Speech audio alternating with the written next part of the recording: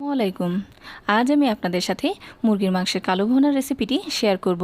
মুরগির মাংস দিয়ে আমরা সাধারণত অনেক কিছু তৈরি করি, কিন্তু মুরগির মাংসের কালো ভুনাও যে কতটা সুস্বাদু তা আমার রেসিপিটি দেখে একবার তৈরি করলেই আপনারা বুঝতে পারবেন। কিভাবে এই মুরগির মাংসের কালো ভুনা তৈরি করতে হয় তাহলে চলুন দেখে নিই। তার আগে অবশ্যই যারা এখনও আমার চ্যানেলটি সাবস্ক্রাইব করেননি তারা আমার চ্যানেলটি সাবস্ক্রাইব করে নেবেন। তাহলে চলুন রান্নাটি শুরু করি।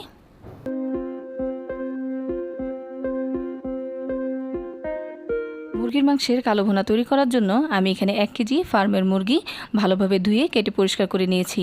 আপনারা চাইলে দেশি মুরগি দিয়েও কালো ভুনা তৈরি করতে পারেন।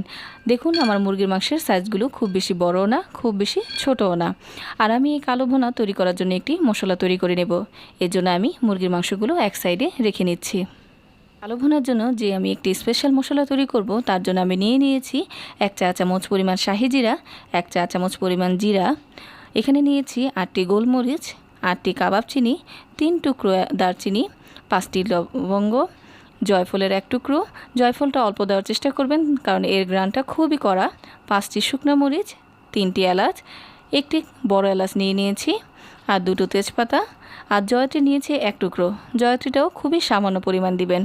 এখন আমি সবগুলো উপকরণ ভালোভাবে একটু ঢেলে নেব। আমি একটি ফ্রাই প্যান বসিয়ে নিয়েছি।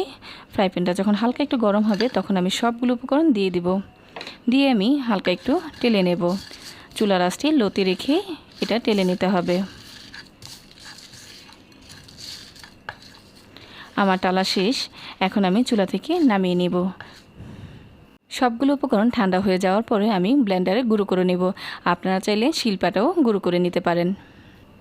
আমি মশলাগুলো একবারে মিহি করে গুঁড়ো করে নিয়েছি। এখন আমি মুরগির মাংসের মধ্যে দিয়ে দেব 1 চা চামচ পরিমাণ রসুন বাটা, 1 চা চামচ পরিমাণ আদা বাটা, কাঁচামরিচ বাটাও আমি দিয়ে দিচ্ছি 1 চা চামচ পরিমাণ। অবশ্যই এখানে একটু কাঁচামরিচ বাটা দেওয়ার চেষ্টা করবেন।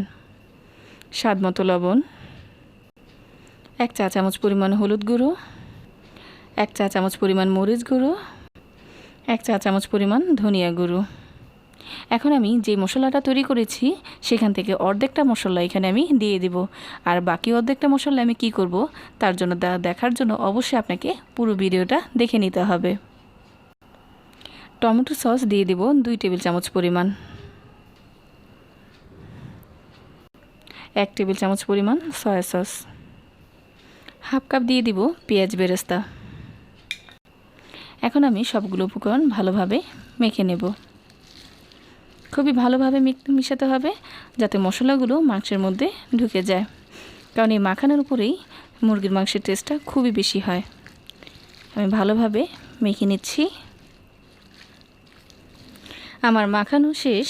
এই মুরগির মাংসটা খুব বেশিক্ষণ ম্যারিনেট করে রাখার কোনোই প্রয়োজন নেই, কারণ কালো ভুনার জন্য চুলাতে এমনি মাংসটা একটু বেশিক্ষণ রাখা হয়। এর জন্য আপনি শুধুমাত্র 5 মিনিটের জন্য আমরা এখানে ম্যারিনেট করে রাখবো। ঠিক 5 মিনিট পরে আমরা চুলায় চলে যাচ্ছি কালো ভুনা রান্না করার জন্য। চুলায় আমি একটি হাঁড়ি বসিয়ে নিয়েছি আর আমি দিয়ে দিচ্ছি 2 টেবিল চামচ পরিমাণ সরিষার তেল। এখানে অবশ্যই আপনারা সরিষার তেল দিয়ে মাংসটি রান্না করবেন। সাথে দিয়ে দিচ্ছি, তেলটা যখন গরম হয়ে আসবে, হাফ কাপ পরিমাণ পেঁয়াজ কুচি। আমি পেঁয়াজটাকে একটু হালকা করে একটু ভেজে নেব।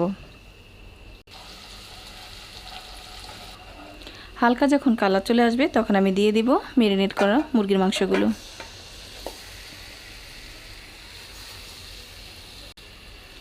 বাটিতে যে মশলাটা লেগেছিল সেখানে আমি 1 টেবিল চামচ পরিমাণ পানি দিয়ে মশলাটা ধুয়ে সেটাও দিয়ে দিচ্ছি। এখন আমি ভালোভাবে মিশিয়ে দেব। তেলের সাথে খুবই ভালোভাবে মিশিয়ে দিতে হবে। আমার মিশানো শেষ। এখন আমি একটি ঢাকনা দিয়ে ঢেকে দেব। এভাবে রান্না করব 5 মিনিট পর্যন্ত। এবার আমি ঢাকনাটি তুলে আবারও একটু নেড়ে দেব। দেখুন পানিটা বেরিয়ে এসেছে মুরগি থেকে। চুলার আঁচটি মিডিয়ামে রেখে রান্না করতে হবে। আমি আবারও একটু নেড়ে দিয়েছি। আবারও ঢাকনাটি দিয়ে দেব। আমি আবারও ঢাকনাটি তুলে রান্না করছি। দেখুন আমি ঢাকনাটি তুলে আবারও বারবার নেড়ে দিব। খেয়াল রাখতে হবে যাতে লেগে না যায়।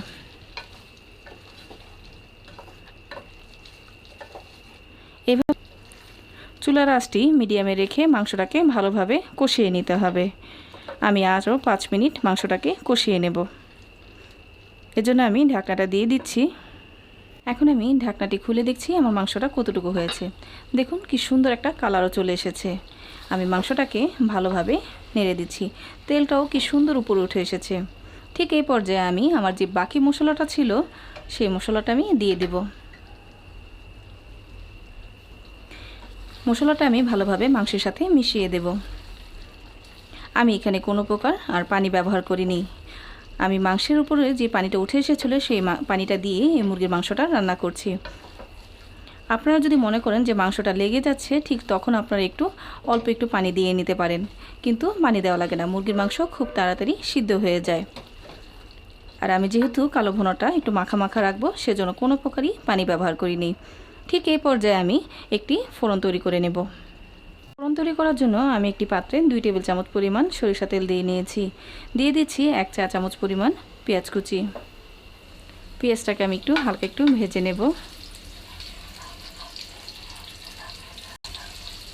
পেঁয়াজটাতে যখন হালকা কালার চলে আসবে, ঠিক সেই পর্যায়ে আমি দিয়ে দিব 3টি শুকনা মরিচ, সাথে দিয়ে দিব 1 চা চামচ পরিমাণ আদা রসুন বাটা। দিয়ে ভালোভাবে মিশিয়ে দেব। চুলার আঁচটি এখানে লো করে দিতে হবে, যাতে পুড়ে না যায় সেদিকে খেয়াল রাখতে হবে।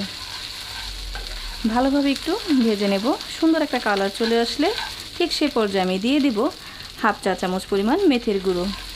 দিয়ে ভালোভাবে একটু ভেজে নেব। আমার ভাজা হয়ে গেছে। এখন আমি ফোড়নটি মাংসের মধ্যে দিয়ে দেব। আমি ফোড়নটি মাংসের মধ্যে দিয়ে দিচ্ছি। মেথি দেওয়ার ফলে খুবই সুন্দর একটা ফ্লেভার তৈরি হয়েছে। আপনারা চেষ্টা করবেন মেথিটা দেওয়ার জন্য, দেখবেন পুরো স্বাদই মাংসের চেঞ্জ হয়ে যাবে। এত সুন্দর স্বাদ হয় মাংসের, বলাই যায় না। আপনারা খেলেই বুঝতে পারবেন। আমি ভালোভাবে ফোড়নটি মিশিয়ে দিচ্ছি। পুরোটা মিশিয়ে দেওয়ার পরে আবারও ঢাকনা দিয়ে আমি ঢেকে দেব, ঠিক যতক্ষণ পর্যন্ত ঝোলটা একদম মোটামুটি একটু শুকিয়ে না যায় এবং ঠিক মাখা মাখা হয়ে উপরে তেলটা ভেসে উঠবে।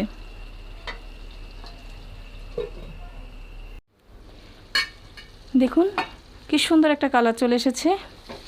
একদম পারফেক্ট কালো ভুনার কালার। সুন্দরভাবে উপরে তেলটাও ভেসে উঠেছে এবং সুন্দর একটা আপনার স্মেলও বের হচ্ছে। ঠিক এই পর্যায়ে আমি মাংসটাকে চুলা থেকে নামিয়ে নেব। তৈরি হয়ে গেল মজাদার মুরগির মাংসের কালো ভুনা। আশা করি আপনাদের সবার খুবই ভালো লেগেছে। যদি ভালো লেগে থাকে আমাকে অবশ্যই কমেন্টের মাধ্যমে জানাবেন। লাইক, কমেন্ট, শেয়ার করতে ভুলবেন না। তাহলে আজকে এই পর্যন্তই। আল্লাহ হাফেজ।